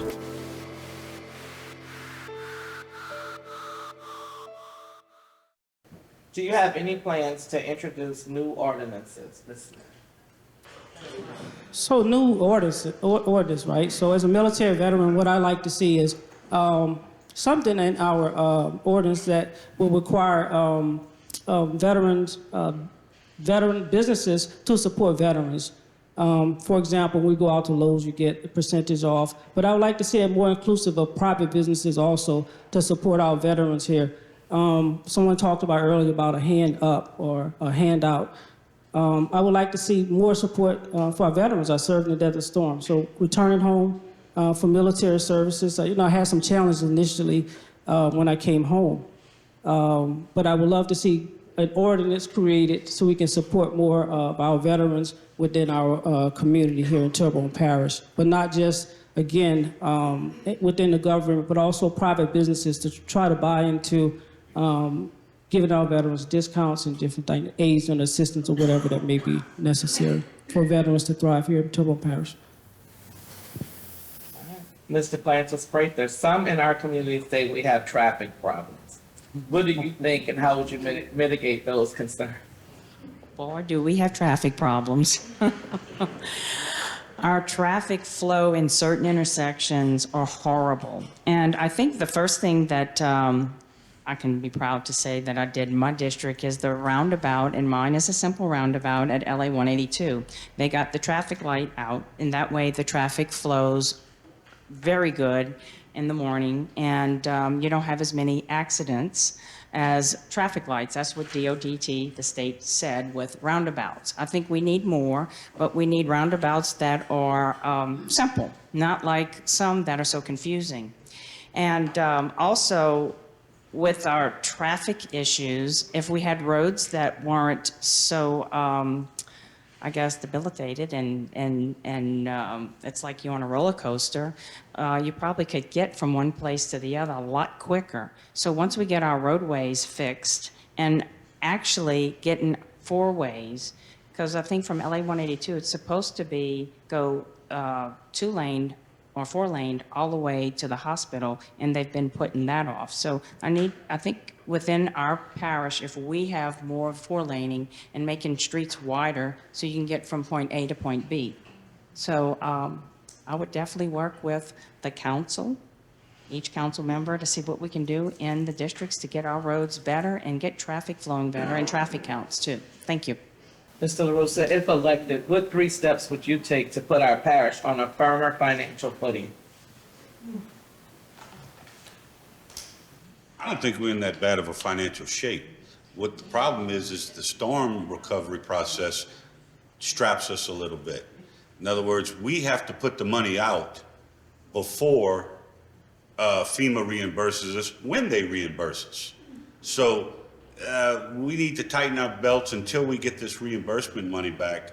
But again, until we get the insurance market straight in Baton Rouge and Washington, you're not going to do anything in Terrebonne Parish and to build the sales tax and stuff like that. When insurance rates are higher than our mortgages, what are you going to attract? I mean, that's our biggest problem. But as far as saying that the parish is in financial dire, that is completely false. We have a beautiful, we have a great CFO who watches our numbers tight. She's done unbelievable, and that department does a wonderful job. The problem is we're strapped at times waiting on FEMA to come back and reimburse us. I met for the storm with the CFO. She's still waiting on $500,000 from Katrina from reimbursement. That's a shame. And I promise you, the federal government will give money to Afghanistan faster than they will Terrebonne Parish. That is the problem. We need to get our congressmen and our senators involved more because there's only so many we could do as a local. Mr. Guidry? I sometimes wonder whether I'm next to the parish president or not, because I beg to differ. Because I'm the one who got the letter 3 days ago saying that the parish is in tough, dire straits. We're freezing all hiring within the parish. We're freezing all capital projects that are operational, and we're giving no merit raises to the employees. And why is that? Well, that's because sales tax collections last year were up as a result of the storm. Now, what I would have done is I would have taken that money and I would have put it away. But apparently that didn't happen, and now the budget was done on those high sales tax collections this year, and they didn't happen. So not only do we not have the funds from last year because they were spent, but this year we budgeted on those coming in, and they're not. So now we're having to make cuts. We shouldn't bring, so what am I going to do in the budget? First of all, I'm going to create efficiencies. I'm going to spend it very conservatively, and I'm going to make sure that we never have a situation where employees that do a good job, they now can't get a merit raise because of a decision that was not made by them. And we need to have sound fiscal responsibilities. And I'm not really criticizing our parish president, but I'm criticizing the situation, and I would do things differently. Thank you. Thank you, Mr. LaRosa, and then Mr. Lansbury. Thank you, Mr. Guidry, for giving me the compliment. I already got the parish president's job. First of all, you voted on the budget. Same budget you talked about, you voted on. Again, it's nobody's fault. It's FEMA's fault that it takes that long to reimburse. And it's a tough decision to do a hiring freeze. But somebody has to do tough decisions at times. But it's a wise, fiscal, conservative position to freeze right now and wait till the money comes in. We will be all right. But you can't cry over what we did 2 years ago, and you got to move forward. We're looking great. We're not cutting people. We're not firing people. We're not cutting services. That's the biggest thing. No services are getting cut. So to say that, the budget, it was built into the budget, it's the same budget that a council voted on and passed. Thank you. Mr. Blanchard's break. We need to be more accountable with our tax dollars. That's the problem. Okay? Come on, that's the truth. We all know it. Nobody wants to say it. What we're doing, we're spending money where it don't need to be spent, and it's going in somebody's pocket. Okay? Nobody wants to say it. Okay? I was on the council, 20 years? I know. And most of the time when I spoke up and I was defending or trying to defend my district, I was put time out because I didn't vote for a certain thing. Okay? I was punished. Because if you don't do what they tell you to do, you don't get what you want. Okay? So if we keep doing, if you always do what you always done, you always get what you always got. So we need to change. We need to be more accountable with our tax dollars. We need to spend the money where it needs to be spent. You need to quit moving money here to move money there. It needs to stay in certain accounts. So when I'm parish president, I'm going to make sure, and I'm going to get with that CFO, and I'm going to listen to her. I'm not going to tell her, well, you need to do this and you need to do that. No. She's the expert, okay? Or he, whoever's going to be in there, whether it's a male or a female. We just have to take a stand and stop letting our government tell us what to do. So our monies need to be accountable, and we got to put them in the areas that we need it the most. So that's what I'm gonna do when I'm parish president. I'm gonna listen, and I'm gonna listen to my 9 council members, see what we need to do. Thank you, Ms. Bird. Last but Yes, I scheduled a meeting with Candace, who is our CFO. She's a beautiful girl. My son graduated with her. I've been knowing her since she was in 8th grade. I trust that girl with my life. We are very fortunate to have such a trustworthy CFO. I talked to her, I said, Candace, I said, when I get in this office, I said, you and I are going to sit down and we're going over this budget with a fine-tooth comb. I want to cut out any waste. I want to cut out duplications of departments. I said, we're going to streamline this the best we can so that way we'll have the money to operate. She told me the parish was on very good financial standing. We okay. But she said we did have money cut. We're still waiting on money from FEMA. I said, that's great. That's wonderful. But our sales tax revenues are way down. All right? And what's I'm afraid of is going to happen is we getting all this money from the federal government. That's all fine and dandy. But you cannot spend money, you cannot run a parish with monies that you're getting in that's not being replaced. You have to have the income coming in to pay the employees. You can't use federal money to pay employees. That's not something you guaranteed every day.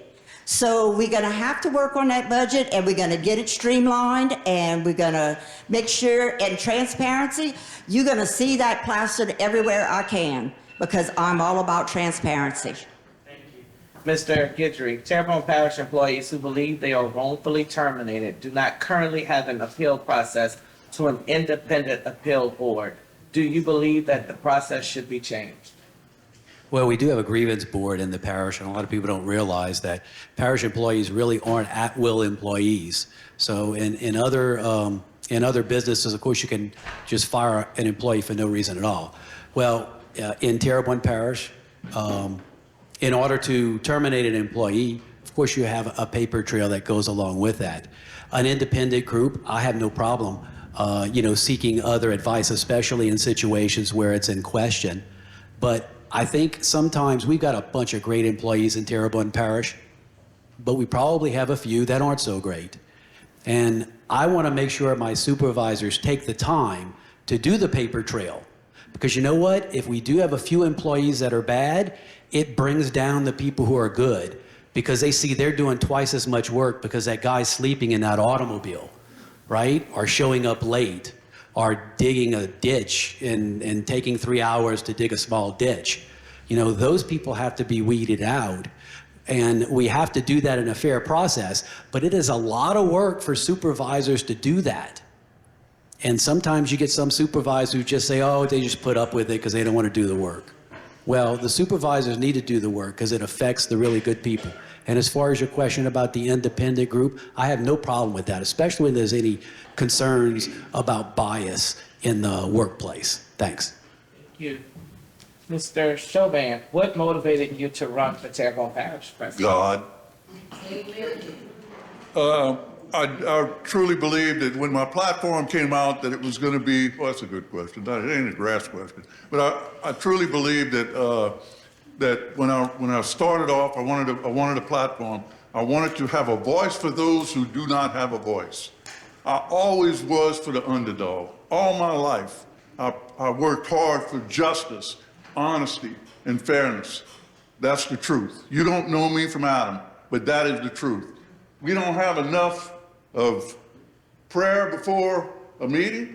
We don't have enough of a pledge of allegiance to the flag. We talk about our great country here, and they burn the flag. And I just can't stand that. I just don't know. We are morally bankrupt. And the few people that are in here have to hear this, but I'm talking to the choir. I'm not talking to people that need to hear it, but we need to take the bull by the horns and see that God is put back in our lives. I'm a 50s child. I came up in the 50s. The way work was, you didn't go to school, you went to work. You had to work, a lot of people had to work because they couldn't, the families were in trouble. You went to school, but you didn't have to go to school because you had other, oil field didn't require school. In fact, I couldn't go in the oil field because I have a college degree. They said, you can't work with those people because none of them have any college. They don't have any high school. But that didn't mean anything. They had a backbone and they went to work.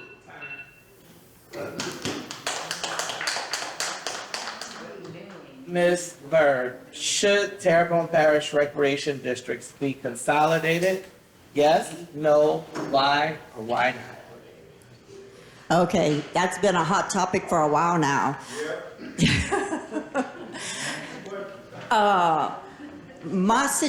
What I've gathered from it, I was back in the recreation district back in the 80s, okay? That's back in the Tom Detwilder days and the Pat Patterson days, and those, both my kids played sports in Terrebonne Parish. I coached both my kids in Terrebonne Parish. They played softball and baseball, so I never had to worry about a gym. So I hear that the gyms are a hot topic nowadays. Every district has their own gym and recreation department. From what I've gathered is certain recreation districts have consolidated and are investing in this new huge sports park, which I think is wonderful. Like I was telling you earlier, there's a small town called Youngsville that has a sports complex that is out of this world. And there's no reason why Terrebonne Parish should have invested in that a long time ago. So I'm hoping that our new sports complex will be just as nice, if not better, than the one in Youngsville, so we can set the standard. But also the gyms, the people down the bayou want to stay down the bayou. They want to stay in their recreation districts.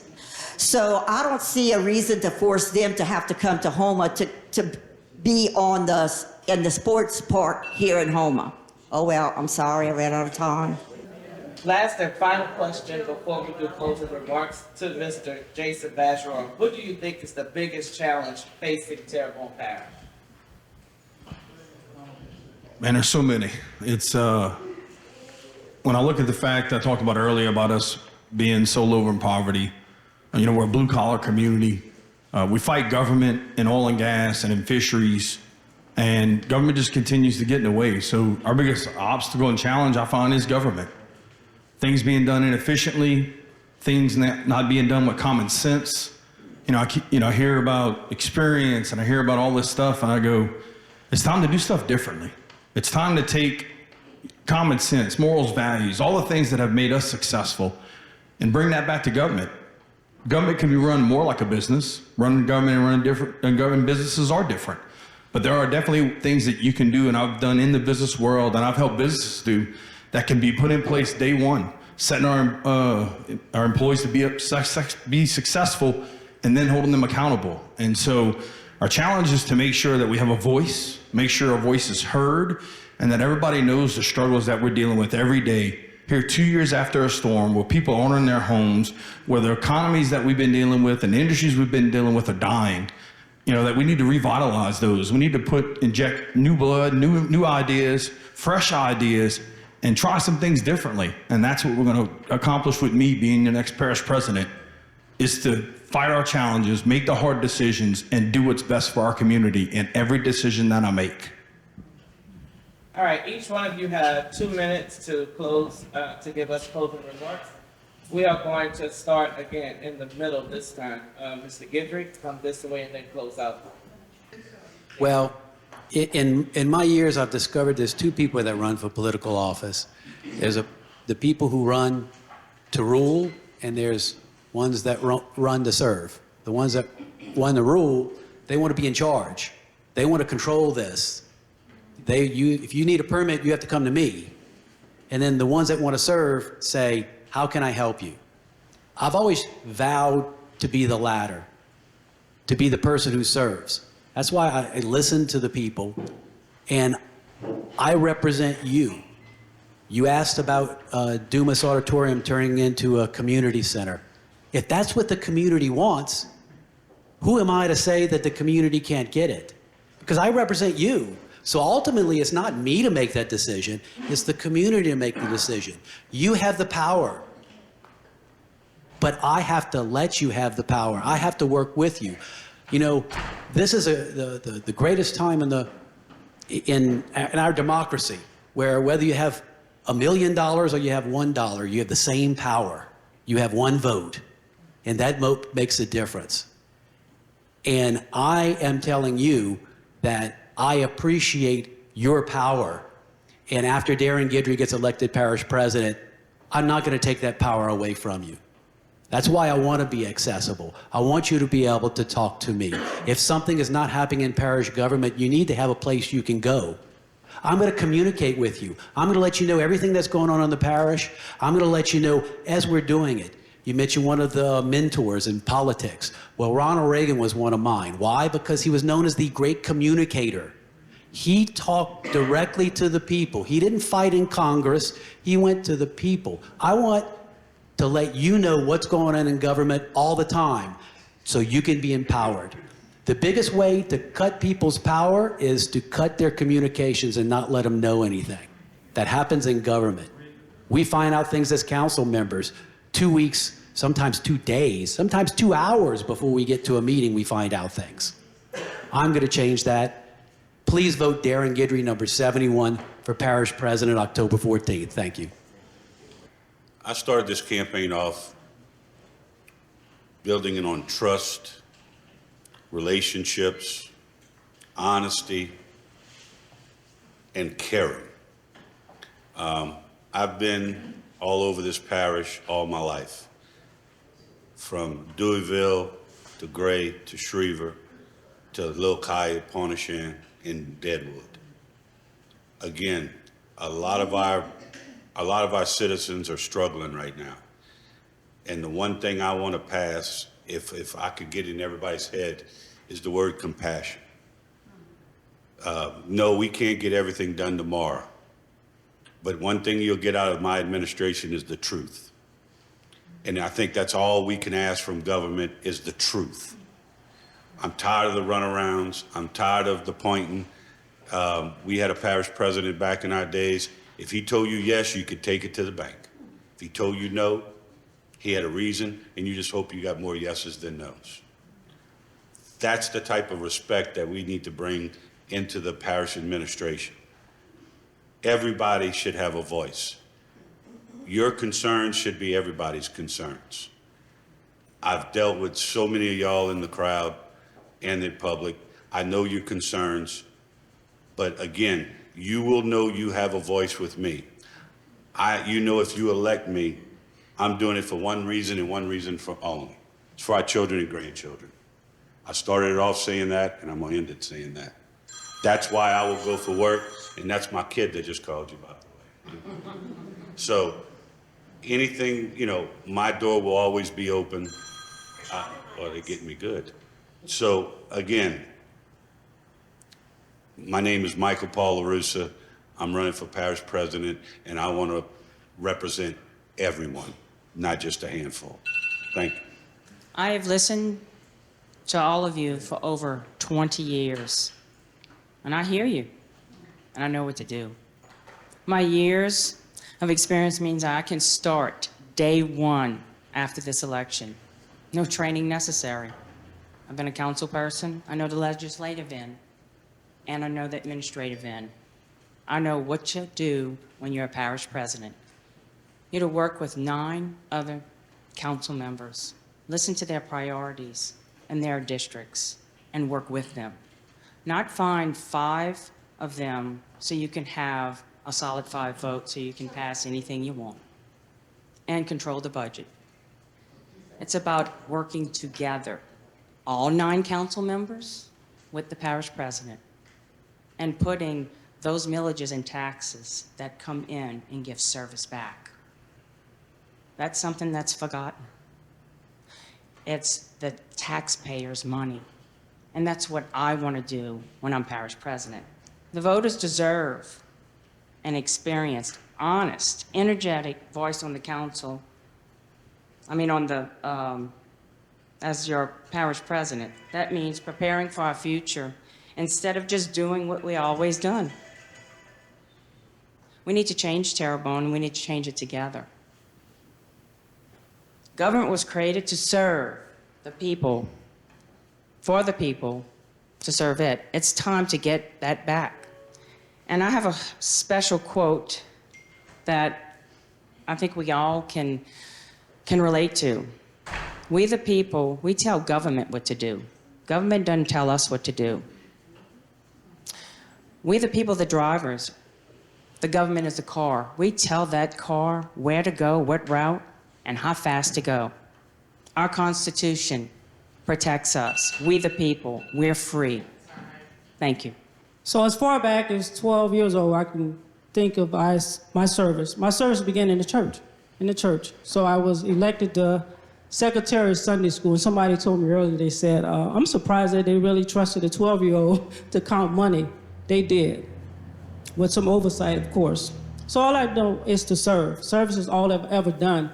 I enjoy doing service. Part of my professional background, I've started some nonprofits. I do leadership development.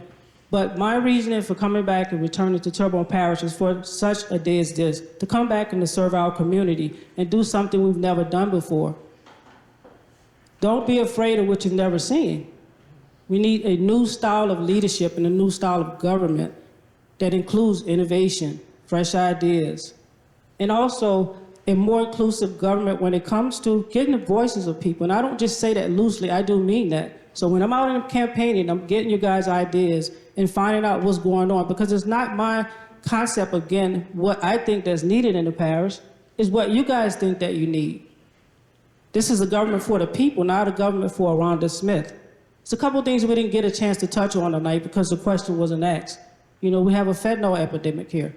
So behavioral health and addiction services at the top of my list. Because again, we need people to be able to thrive. All of these other things that we're talking about are ancillary in comparison to what's going to happen if our people start to suffer from drug addiction and not untreated behavioral health. So we have to make sure that our people are strengthened first, and then we're going to strengthen our government. I do believe strongly in collaborations. I don't believe that whole fallacy, that one man is an island, no man is an island. So we have to work together. So I would love to see nonprofits started, and I would like to see people involved in government. And again, as much as I'm out now canvassing, I will continue to do that once I'm in office, because it doesn't just stop there. I want to make sure your voices are heard. I want to start off by thanking everybody for making time for this tonight. I think time is our most valuable resource, and I thank you for giving us some of yours. This is our 3rd forum. I hope that you go back and watch the other ones that we had before and understand and be informed.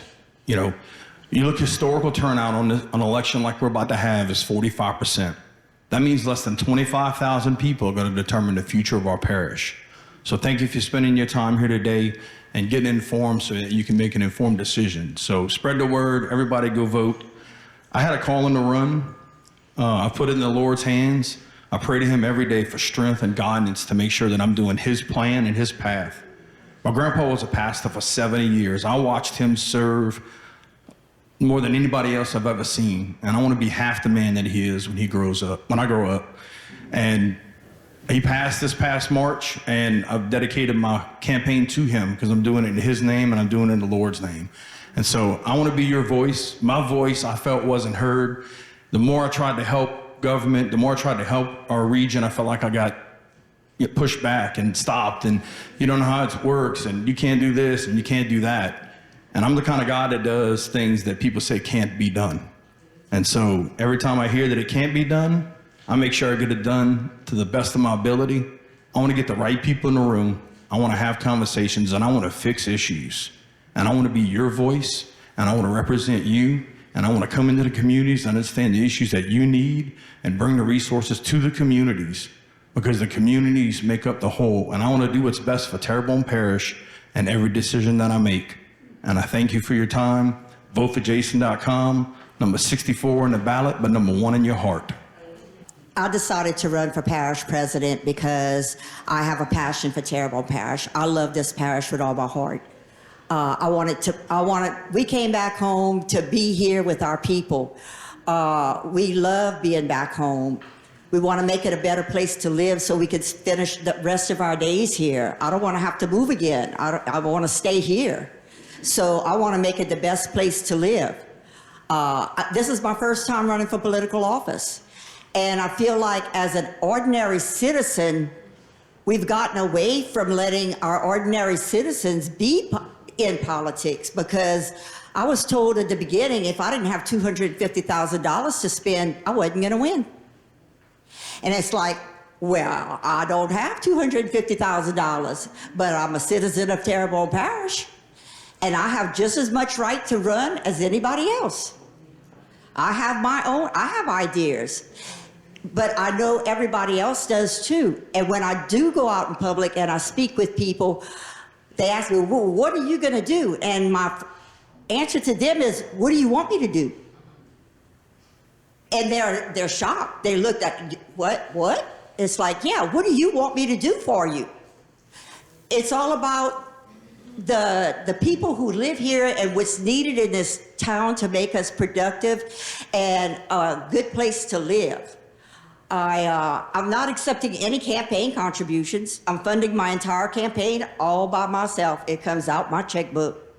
So if you don't hear my name at the football game or you don't hear my name on the telephone, it's because I can't afford it. It's just that simple. But I want to serve this parish, and I want to make this parish a great place to live. And I have all the time in the world. My husband and I are both retired. We have no other businesses. We have no other companies. Thank you. Connie Bird, number 65. Well, I'm not going to thank y'all for coming here. It's your duty and responsibility to be here, whether you know it or not. If you want change, you got to do it. You're going to be here. There's 7 politicians up here, include me. I never ran before in my life either. I'm 73 years old. I ran away from politicians while I was working. Now I'm running with them. But there's 7 people here. And the measure of a man, when the lights are turned out and only one wins, what are we going to do when this is over? Only one's going to win. Are we going to come up with the same rhetoric? I belong to this council, I belong to that council, I belong here, I belong there. Or are we going to do something? Do something positive for the parish. Even if you're not an elected official, you have more power than you think. You have a mouth. You know what mouths can do? Do what I'm doing right now. You can run it. God gives it to you free. Amen. You don't pay for it at all. My dad wrote a song. He was a musician, a jazz musician. And the song was named Talk is Cheap and Words Are Easy to Come By. And that's all I've heard with all the politicians everywhere, all over the place. I've been to all these forums and you hear the same thing. Let's cut the grass. We don't talk about the old lady that doesn't have enough money to buy medication. Let's cut the grass. We don't hear about the poor lady that the roof fell off. Let's cut the grass. I'm so sick of hearing the grass. I'm sick of it. There's so many other things that need to be done. Can't pay for my medication. I don't have enough money to buy food this year. I mean, and then this week, I was told that in one of the senior citizens' places, that money was taken from them by this current administration and taken away from them for political reasons, purely political reasons, taken away from them. I don't know. Vote for me, man, I guess. Thank you all for coming out tonight and for spending some time with the North Terrebonne community. Thank you to Mr. Thibodeau and his PAC for putting this on. September 30th starts early voting. October 14th is election day. So you don't just have one day to do it. You have from September 30th, 1 week. So you have actually 8 days to make a difference in this parish. So let your voices be heard. Okay, all of you have a safe